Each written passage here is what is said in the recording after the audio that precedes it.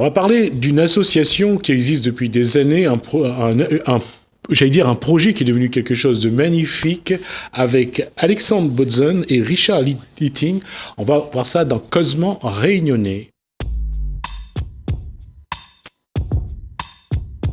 Alors bonsoir Richard Litting et bonsoir Alexandre Bodzon.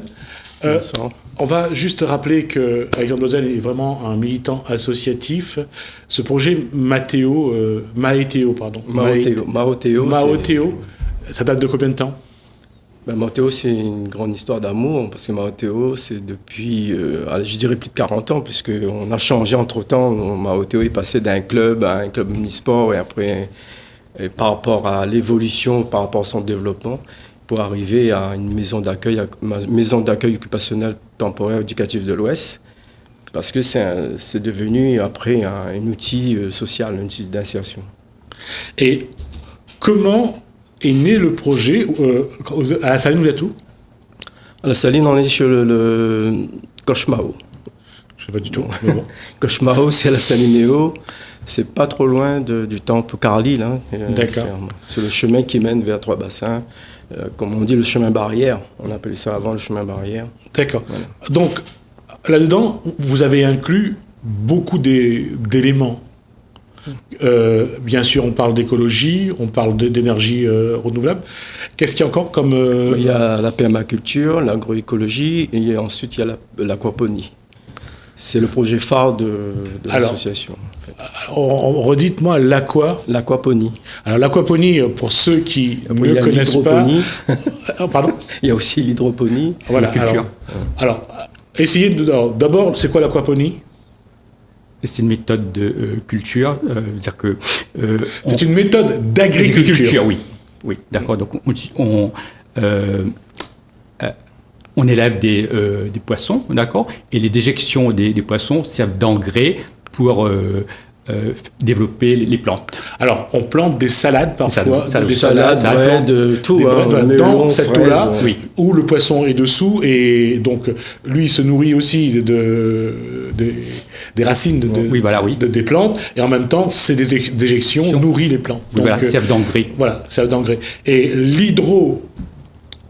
l'hydroponie, c'est en fin de compte, c'est l'écoulement des eaux, toujours à peu près par le même système, avec un bac qui va aller alimenter les plantes, les salades, les cressons. On a l'exemple au niveau de Salazie, Grand-Îlette, qui est un bel exemple, qui est à voir. Et il y a aussi à Mafat également. Mafat, c'est l'aquaponie, parce que c'est l'élevage de poissons qui va faire. Voilà. Sous une serre, tandis que l'hydroponie, on peut faire même dans une bouteille. On peut faire dans une bouteille, on peut faire dans un réservoir, on peut faire dans une boîte hermétique. Donc voilà, c'est ça la différence. Et la permaculture, là, c'est quelque chose j'allais dire, de plus simple, parce que nos parents ont fait de la permaculture. Oui, on plante n'importe où. Et nous, on ne le savait pas. Ouais. Et on a pensé que... Sans désherber, sans rien. Voilà, la méthode qu'on nous a apportée de l'extérieur était la méthode la plus... parce que c'était beaucoup d'engrais, beaucoup d'intrants, une terre très enrichie chimiquement. Ça donnait aussi de produits de qualité, du moins de qualité en termes de grosseur, mais pas en termes nutritifs. Aujourd'hui, il y a la permaculture, donc. Qu'est-ce qui reste encore? Quelles sont les autres étapes pour ce projet? L'étape, parce que depuis 2018, on se bat pour qu'on puisse avoir cette serre-là, parce que cette serre, pour pouvoir produire et ensuite transformer. Et là, on n'a toujours pas cette autorisation d'installer la serre aquaponique. Ah bon? Oui. Qu'est-ce qui bloque? Ce qui bloque, c'est administrativement. Donc voilà, mais nous, on a tout donné, on a tout fourni. C'est la chambre d'agriculture ou c'est la mairie? C'est un peu de tout, quoi. Bon, l'un rejette la faute sur l'autre, donc là, on est un petit peu coincé par rapport à ça. Et pourtant, on a fait moult efforts. Non, modification, parce que chaque fois qu'on me demandait de modifier, on modifiait. Rectifier le tir. Rectifier le tir pour que ça réponde aux attentes. Aux critères, d'éligibilité. D'éligibilité, oui. Et Que même la DAF, la préfecture ne peut... Mais on ne peut pas dire que la préfecture, parce que nous, on travaille beaucoup plus avec l'État, parce que c'est l'État qui est le plus gros financeur de notre chantier, parce qu'on n'est plus en projet. Hein. Ça fait depuis 2018, on est vraiment en chantier. On est passé de la première phase du chantier, 2 ans, parce que le but c'est de former des gens sur 2 ans. On a passé ces 2 ans-là, et ces 2 ans-là, il y a eu quand même des résultats très positifs, puisqu'en principe, on devait avoir 30% de sorties positives, et là on est à 90% de sorties positives. Je ne crois pas qu'il y a beaucoup d'ACI à La Réunion s'en sort avec 90% de sorties positives. Combien de jeunes viennent se former à votre atelier? En fin de compte, on est sur une insertion des gens qui sont plus, des familles qui sont plus éloignées de l'emploi. Donc on a une catégorie, et puis comme tu connais très bien, mon truc c'est se battre pour les PMR, c'est-à-dire que les personnes à mobilité réduite puissent s'approprier de ce chantier-là. D'accord. C'est important pour nous parce que le but vraiment de notre opération, c'est d'arriver plus tard à avoir un établissement pérenne et adapté. Alors, on va juste rappeler que Alexandre Dodden a été donc président du comité régional handisport, oui. Handisportif. Donc, c'est vrai que son implication dans ce milieu est connue et reconnue. Combien de personnes à mobilité réduite ont déjà participé à l'atelier? Ben là, disons, on est faible parce que je suis un peu déçu puisqu'on n'a pas eu vraiment des candidatures, puisque les candidatures, on travaille souvent, et c'est obligatoire puisque comme c'est financé par l'État à 80%, donc on travaille beaucoup avec le Pôle emploi. Donc c'est le Pôle emploi qui nous donne les listes des gens à former ou à insérer. Et ensuite, après, par rapport au profil, on essaie d'avoir plus de personnes porteuses de handicap. Mais malheureusement, on aurait plus des gens qui étaient vraiment dans des grandes difficultés sociales. On est obligé de prendre parce que l'handicap social, des fois, est plus important que l'handicap physique. Mais, comme je te dis, notre but de l'association, c'est vraiment, c'est parce que nous, on est depuis 40 ans, hein, c'est vraiment d'aller vers ces personnes à mobilité réduite, ces travailleurs handicapés qui ne peuvent pas trouver un emploi jusqu'au jour d'aujourd'hui, parce que les 6% dans les établissements ou dans les trucs, il n'est pas... Et c'est un paradoxe, il y a quand même un public porteur de handicap, il y a beaucoup de personnes qui sont, j'allais dire, un petit peu laissées à eux-mêmes. Et comment ça se fait qu'il n'y ait pas autant de personnes porteuses de handicap qui sollicitent de venir à l'atelier? Parce que y a pas l'information, comme je disais à la Cresse il y a quelques jours, l'information ne passe pas. On a plus tendance à aider les gros établissements, les collectivités, mais nous, on est un peu à l'arrière-plan. C'est-à-dire, on va pas nous solliciter, mais on va plus solliciter ces gros organismes. Et c'est un peu ça que je reprochais au truc, en disant qu'il faut faire un gros effort, parce qu'il y a beaucoup d'associations qui sont prêtes à accueillir ces personnes porteuses de handicap, puisque ces personnes-là ne trouvent pas et n'ont pas accès à l'emploi, voire à la formation. Hein, ils n'ont pas accès. Et nous, c'est ce qu'on veut, c'est arriver à mobiliser cette population-là. Pourquoi? Parce que jamais ils vont trouver un emploi, jamais ils seront en phase avec tous ces problématiques de handicap. Et aujourd'hui, de toute façon, il y a une chose qui se pose aussi, c'est la mobilité de ces personnes-là. Ça aussi, c'est un handicap. C'est un handicap. Ils n'ont pas de transport. Ouais. Il faut commander le transport. Ils n'ont pas le transport comme il faut, et les véhicules ne sont pas toujours adaptés. Ils cumulent les handicaps, ces gens-là. Ils cumulent les handicaps. Ouais. Et là-dessus, ça c'est pas, malheureusement, à La Réunion, la mobilité des personnes porteuses de handicap s'est dégradée depuis plusieurs années, et on n'a toujours pas trouvé la solution. Non, mais depuis, on n'en parle plus, en fin de compte. Qui parle encore de la loi 2005 sur l'égalité entre les citoyens et tout? Qui parle de ça? On va juste rappeler que c'est une loi de Jacques Chirac en 2005, sur les personnes porteuses de handicap. Et quelque part, il y a ce sentiment d'être abandonné. Oui, c'est ce qu'on ressent avec eux, parce que nous, on a quand même dans notre conseil d'administration des personnes à mobilité réduite qui veulent travailler. C'est pas parce qu'ils ont la hache qu'ils ne peuvent pas travailler, puisque bien sûr, oui. La hache, c'est un soutien en attendant qu'ils puissent trouver mieux. Mais si on arrive vraiment à trouver des solutions pérennes pour ces gens-là, quelque part, travailler, c'est un honneur. Pour n'importe quelle personne. C'est valorisant, c'est valorisant. Tout à fait, c'est très valorisant. Justement, qu'est-ce qu'elle peut apporter, Richard Linty Richard, je l'ai connu par rapport exactement le lien qu'il avait avec une personne à mobilité réduite. Donc ce lien-là, il nous a permis moi, j'ai pu rencontrer Richard par la suite, qui m'a dit qu'il m'a donné son CV là, et c'est vraiment riche, docteur, il va parler de ça. Mais moi, ce qui m'a plu dans Richard, c'est que il avait les mêmes, en fin de compte, mêmes objectifs, les mêmes objectifs que nous. Et puis, c'est quelqu'un qui connaît monter un dossier, qui a la capacité et qui a vraiment les moyens pour nous aider dans tout ce qu'on va élaborer, qu'on va développer. Alors, Richard Linty, qui est Richard Linty? Donc voilà, je me présente, je suis docteur en anthropologie, d'accord. J'ai également une formation. Alors, docteur en anthropologie. Alors, on va juste expliquer d'abord c'est quoi l'anthropologie. Anthropologie, c'est un autre terme pour désigner de l'ethnologie, d'accord. Donc, on peut dire également c'est la sociologie comparative. Donc, il y a 3 termes, mais c'est équivalent.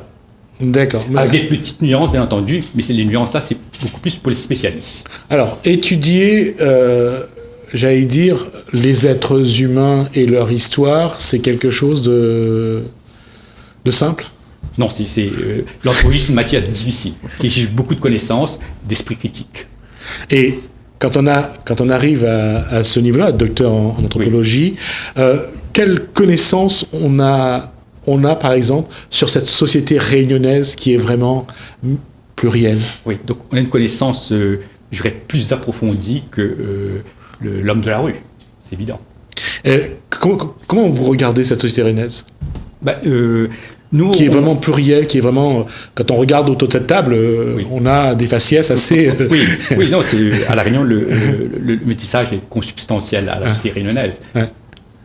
Mais qu'est-ce qui fait que la Réunion, et j'allais dire, c'est une richesse, mais en même temps, c'est aussi une complexité. Bien sûr, oui. Mais comment le Réunionnais doit se regarder finalement? C'est-à-dire je sais pas, on est différents, on a des racines communes, aussi communes, différentes, mais en même temps, on est en train de construire quelque chose. Oui. Comment on doit comment on doit se regarder, on doit se poser, on se dire, tiens, on est en train de construire un peuple. Je crois que ce qu'il faut essayer de faire, c'est développer le vivre ensemble, d'accord, et également développer une meilleure connaissance de la société réunionnaise. Parce qu'on connaît déjà beaucoup de choses sur la société réunionnaise, mais il y a encore beaucoup de choses qu'on ne connaît pas. Et pour qu'on puisse avancer, il faut justement qu'on fasse plus d'études sur cette société réunionnaise, à mon sens. Je vais revenir à votre lien avec Alexandre Botzen et son atelier. Oui. Qu'est-ce que vous avez comme projet à faire avec... Donc moi, je me suis engagé à donner un coup de main à l'association Maoteo, puisque moi j'ai un petit peu l'article social également, d'accord. Donc moi, en plus comme je vous ai dit, je me suis pas mal intéressé à l'économie sociale ces dernières années. Donc en m'impliquant dans cette association, je peux mettre en pratique mes connaissances théoriques. Parce que pour moi, la théorie, c'est bien sûr, c'est utile, c'est intéressant, mais ça n'a pas de sens si on ne met pas en pratique ces connaissances théoriques. Et ça me donne l'occasion, justement, d'apporter quelque chose à cette association, de les aider un petit peu. Est-ce que concrètement, vous avez déjà une idée? Je compte... je me suis déjà un petit peu engagé dans cette association, je me suis un petit peu impliqué, mais je compte aller un peu plus loin, au fur et à mesure. aller plus loin? Essayer d'accompagner l'association, aider à monter des projets, des choses comme ça. Dans l'économie sociale et solidaire. Apporter mes connaissances, être force de suggestion. Aujourd'hui, sur ce qui existe déjà, de tout ce qu'ils ont déjà réalisé, comment vous voyez la continuité, le développement? Moi, je pense que ce qu'a fait Matteo, c'est absolument magnifique, parce que c'est jamais évident de faire un bilan de cette ampleur avec des moyens en fait relativement limités. Et donc, il faut beaucoup de courage, beaucoup de bonne volonté. Et donc, du côté d'un chapeau pour Matteo, mais je pense que Matteo a les moyens d'avancer davantage. Aujourd'hui, quand on regarde, puisque vous avez dit moyens limités, un travail, des efforts énormes, comment aujourd'hui faire en sorte que, quels que soient les moyens, que le Réunionnais ou l'individu qui travaille sur ce genre de projet va vers quelque chose qui le porte aussi, parce que c'est aussi ça l'objectif. Et là, comme tout à l'heure a dit Alexandre Botzen, c'est un petit peu les personnes à mobilité réduite, mais de manière générale, pour l'être humain, qu'est-ce que ça peut lui apporter? Moi, je pense que le fait toutes les personnes qui s'impliquent dans une association, ils trouvent forcément une satisfaction, déjà d'aider les autres. Alexandre Botzen, par rapport à ce que dit Richard Linty, c'est que est-ce qu'il faut aujourd'hui revoir la méthode ou la méthodologie? Est-ce qu'il faut impliquer plus de monde? Est-ce qu'il faut sensibiliser ou alors tout simplement communiquer, parce que il faudrait peut-être qu'un jour on vous regarde tel que vous êtes et on essaye de vous apporter les moyens dont vous avez besoin? C'est sûr, parce que depuis 2 ans, on n'a pas communiqué sur ce chantier-là. Je dirais par peur de l'association de ne pas se faire comprendre auprès de nos décideurs surtout. Parce qu'on sait très bien que si on fait nous on a connu ça en 2011, puisqu'en 2011, quand on a présenté le projet Jardin du Cœur au département, quelque part, on n'a pas eu de réponse, mais au contraire, notre projet, on a vu que c'était parti en... D'accord, on a plutôt démonté le projet. Démonté le projet et qu'on a réparti à d'autres associations. Et à partir de là, on s'est dit qu'on ne va plus communiquer, on va le faire et on va essayer de trouver avec c'était Ranito à l'époque qui était notre porteur de projet, qui avait des connaissances. Lui, pareil, comme dit Richard, lui, il a appris sur le tas, en fin de compte. Parce qu'il fallait rencontrer les élus, il fallait rencontrer surtout les administratifs. Et c'est ça qui a marché, parce que ce côté où on devait aller vers ces gens-là, et qui nous a permis, tu vois, d'avoir le projet vraiment très précis et d'avoir des choses très précises dans tout ce qu'on est dit, tout ce qu'on est présenté pour qu'on puisse prendre des bonnes décisions. Donc, c'est pour ça qu'il fallait trouver des gens qui ont des capacités de réfléchir, d'analyser et puis d'aller vers ces connaisseurs-là, quoi, en fin de compte. Hein. Et bon, Richard est le deuxième, en fin de compte. Ouais. Il y a une génération qui arrive à un moment aussi. Voilà, c'est une génération qui arrive. Cette génération-là, la vôtre, en quelque sorte. C'est des jeunes qui ont d'énormes capacités, qui ont d'énormes connaissances. Comment Alexandre Botzen ou Richard Linty peut porter, justement, encourager, tirer les générations qui arrivent? Comment vous allez les motiver? D'abord les sensibiliser, puis les motiver à aller dans le sens qu'il faut pour le développement de cet atelier. Il y a déjà une perspective d'emploi. Et comme j'ai dit, dans l'association, il y a une richesse. On ne manage pas une association comme on manage pour une entreprise. C'est complètement différent. Il y a même notre comptable, on a pu le former sur la gestion ou le truc de l'association, parce que c'est pas du tout évident. Et pourtant, c'est des professionnels. C'était pas vraiment évident. Et grâce à Matteo, notre comptable, notre conseiller aux affaires sociales qui nous conseillait au niveau social, elle a pu apprendre en même temps que nous. Parce que c'est pas évident. Et là, on est en train de faire une prospection des jeunes qui qui vient d'être diplômé et qui galère pour trouver un... Alors, s'il y a des jeunes qui nous écoutent et qui ont envie de vous joindre, qui veulent d'essayer de voir ce que vous faites, comment vous joindre ? À l'association, parce que le siège social est déjà à Saint-Paul, hein, c'est au 4 bis rue Surcouf. Et ensuite, il peut venir aussi sur le site de Cauchemao à la Salinéo. Et vous avez aussi une page Facebook, je crois. Oui, on a une page Facebook et là, on est en train de mettre en place. La page Facebook, c'est Maoteo. Ouais, d'accord. 97.4. Ok. Alors, je dis ça parce qu'on va arriver à la fin de cet échange. Est-ce qu'il y a d'autres messages que vous voulez envoyer pour que... Mais moi, je parlerai avant. Moi, je dirais aux jeunes, les jeunes diplômés, hein, parce que quand on dit qu'on a un projet jardin, c'est pas un projet jardin. Parce que dans le jardin, il y a l'informatique, il y a la communication, il y a la comptabilité, il y a l'administratif, voilà, il y a tout ça. C'est-à-dire quand on rentre dans une association, on va avoir une richesse d'informations, une richesse de formation. Et c'est ça qui est important. Donc on n'est pas tout seul, hein, il faut aller dans ces situations-là. Et c'est là et puis il y a le lien social, l'humain, quoi. Charity, aux jeunes diplômés qui voudraient rentrer dans quelque chose de particulier, qu'est-ce que vous leur direz ? Donc je dirais aux jeunes que dans l'économie sociale solidaire, il y a plus de possibilités qu'on ne le croit. D'accord ? Donc pendant très longtemps, ce qui a dominé, c'était l'économie classique, les entreprises, le secteur marchand. Et au XXIe siècle, je pense que l'économie sociale solidaire va prendre son essor, va devenir de plus en plus important, et donc il y aura de plus en plus de possibilités dans ce secteur-là. Merci Richard Aliti, merci également à Alexandre Baudin pour toutes ces informations. En tout cas, on vous reverra sur le plateau au moment où on aura les images de l'atelier. On verra un petit peu comment vous avancez. Merci à vous deux. Mais attendez, restez là. On va juste dire au revoir. Merci à vous de nous avoir suivis. Merci Hélène, merci François. Je vous dis à bientôt.